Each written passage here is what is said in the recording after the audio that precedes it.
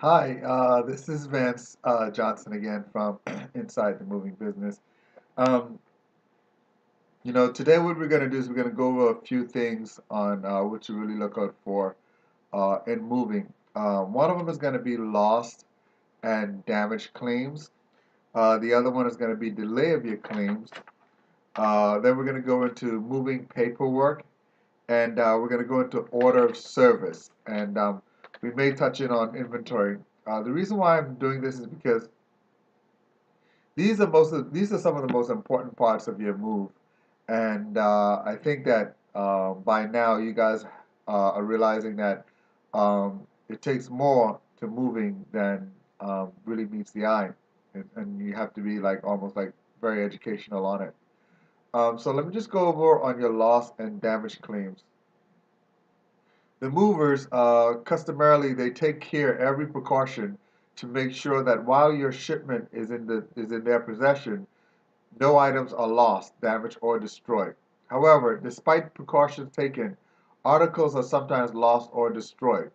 Now, during the move, you have the right to file a claim with your mover to be compensated for your loss or damage. You actually have 9 months from the date of delivery, or in the event of loss for the entire shipment from the date your shipment should have been delivered to file a claim.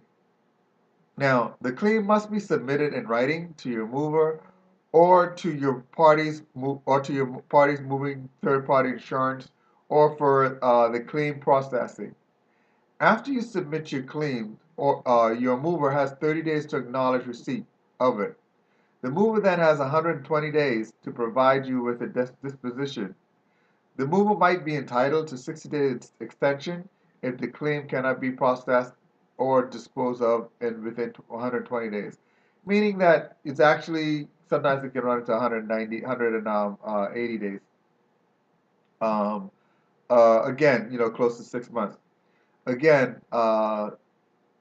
it's your responsibility to file the claim on time. If you notice, there are loopholes there where you have 30 days, 90 days, and 90 days, and then you have where the mover has can be entitled to a 60-day extension. You have all of that. Um, so the best part of doing all of this is that if you've got very valuable stuff, get your stuff totally insured so that you can have replacement right away. And even that, there's a delay because with insurance companies, sometimes it takes 2 to 3 months before you get your items back. So that's something that you're gonna have to look into, and pray it doesn't happen on the move. But these are things that does happen. The other thing, number two, we're gonna go on to delay claims. Now, delay claims are a process when you have contracted with your mover for guaranteed service or pickup and delivery. Your mover will outline on the bill of lading any penalty per diem entitled three is picked up delay, when there's a picked up delay 3 times or, you know, um, more than it should. Like if they go and they say, well, like, I'm going to, today's Monday, I was supposed to pick you up today, but you know what? I had a flat tire, the truck broke down. I'll pick you up tomorrow. Um, there's fine prints in the guarantee, okay, pickup that it actually has up to 3 days. So just wanted to let you know that when you're reading these stuff, you have to look very, very closely on that. Now, also, uh, um, if the movers tell you that if you get a guaranteed pickup, when signing a guaranteed pickup, this is what I would do if I was the customer. I would pay for my guaranteed pickup, and then I would put in there if you're not here at a certain time in between a certain hour, there'll be $50 per hour taken off.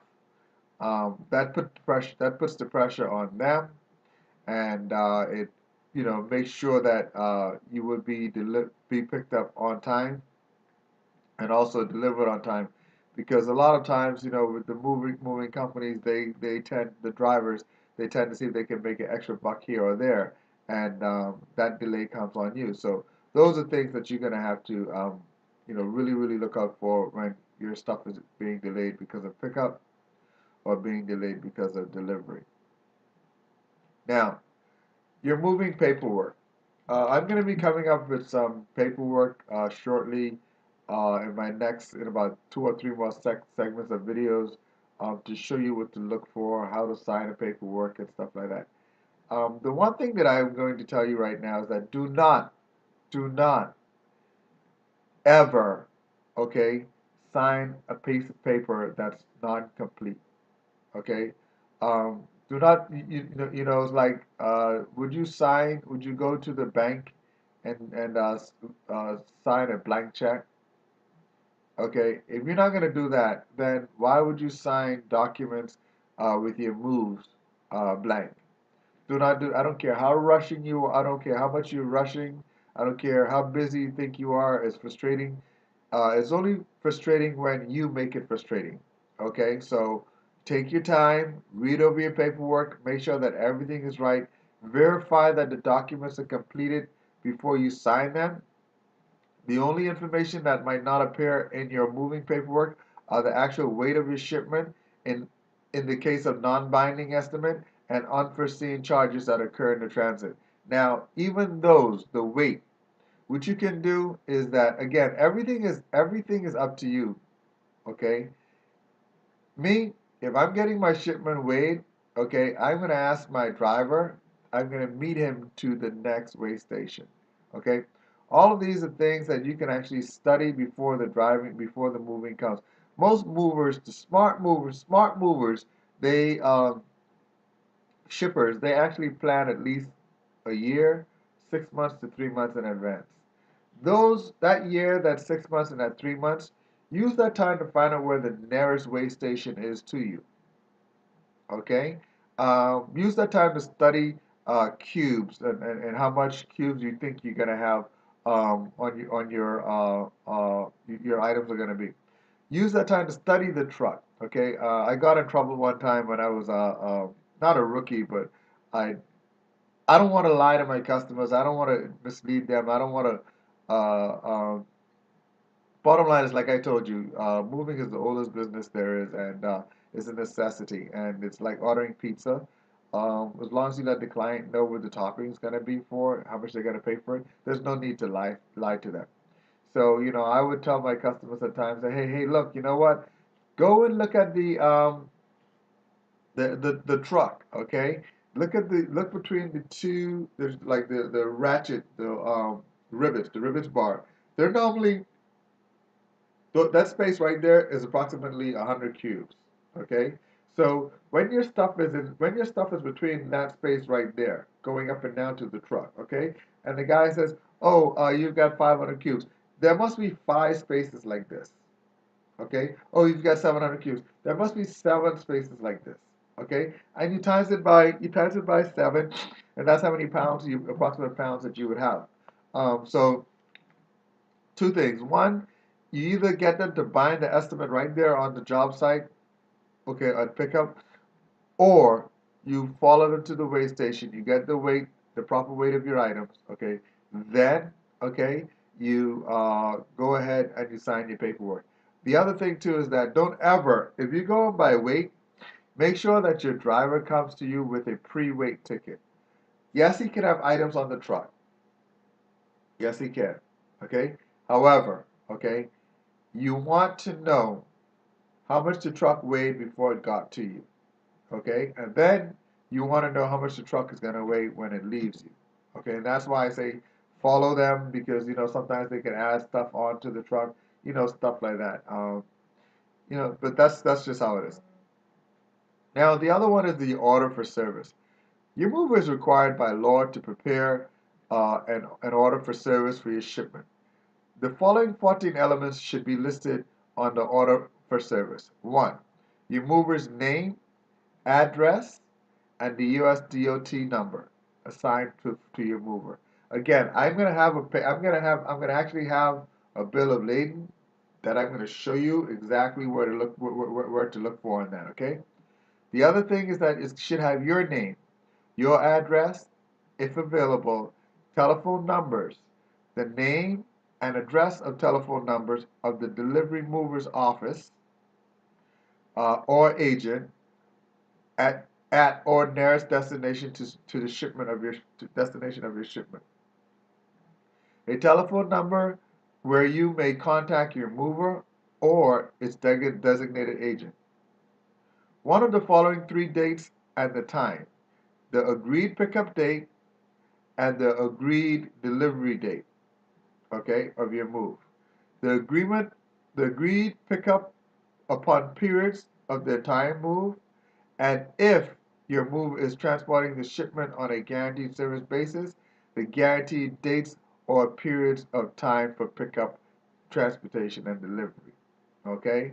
Your mover must enter any penalty or per diem requirements upon the agreement under this term item. Now, that's normally $25 a day.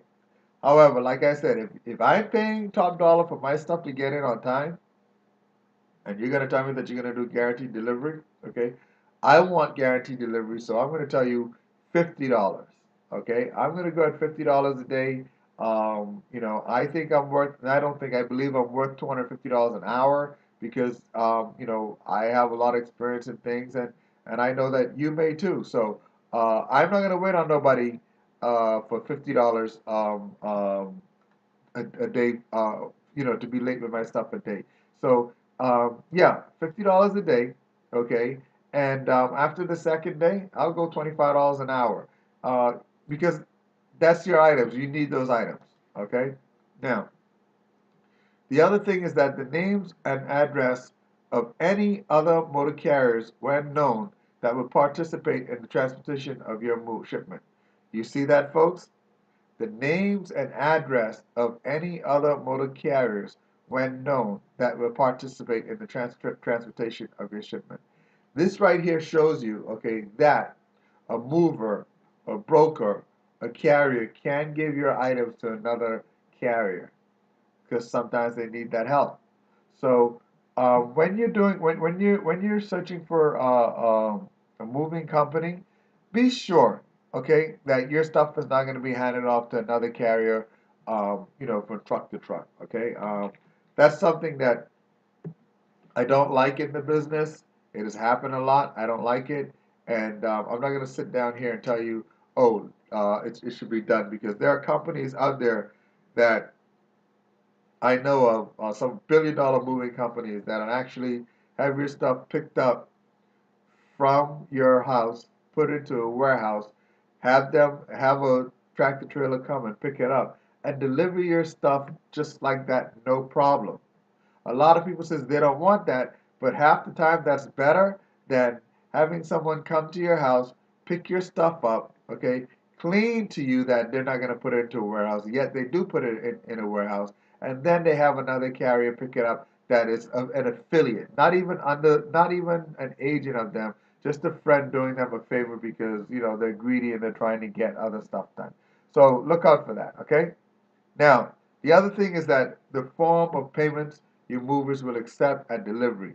The payment information must be the same as entered on the estimate, meaning this. If they told you that if they told you that you can pay by cash, then you have to pay by cash. If they told you that you can pay by cashier's check, then you have to pay by cashier's check. If they told you that you're gonna have to pay by money order, then you're gonna have to pay by money order. You can't go and tell them that if they tell you they want postal money order, you can't go and say, well, your paperwork says cashier's check. No, if their paperwork does not say cashier's check, give them what they want. Do not delay, okay? I have another segment coming up on that also that's going to be very interesting. Now, the terms and conditions for payment of the total charges, including notice of minimum charges, okay? The other thing is the maximum amount your mover will demand based on the mover's estimate at delivery to release the shipment when transported and on collected on delivery basis. A complete description of any special or accessorial services ordered and a minimum weight or volume charges applicable to the shipment. Any identification or registration number your mover assigns to the shipment. Okay? For non-binding estimate, charges your movers reasonably accurate estimate of the amount of the charges and the method of payment of total charges and the maximum amount of 110% for the non-binding estimate. Your mover will demand at the time of delivery for you to obtain possession of the shipment. For binding estimates, charges, the amount of charges your mover will demand will be based upon the binding estimate and the terms of payment under the estimate. Any indication of whether your request notification of the charges before delivery, you must provide your mover with the contact information. Now, you are entitled to a copy of your order for service when it is prepared. The order for service is an important part of the contract, which is actually the bill of lading. Now, if you notice, that's the only time you get a contract, folks, when you get the bill of lading. Everything else has been an estimate, okay? Now, between you and the mover, should you cancel or delay your shipment, or if you decide not to use the mover, you should promptly cancel the order. If you cancel your shipment more than 3 days after signing the order for service, your mover may charge you a penalty. Okay, now that's that's on an estimate. Okay, that's not on a contract. Okay, um, the contract you there are some companies that will tell you that if you want to cancel your move within 5 days of the move, there's a penalty. Yeah, that's true. That's true. Okay, but it's still an estimate. And me personally, I think you have the right to um, cancel your move, especially if you find out that the company is a bad company. But a lot of times, I'll tell you this too. Uh, if someone had to tell you that that company was a bad company, then I wouldn't cancel. I wouldn't cancel because, somebody tried to badmouth another company and stuff like that. That happens a lot.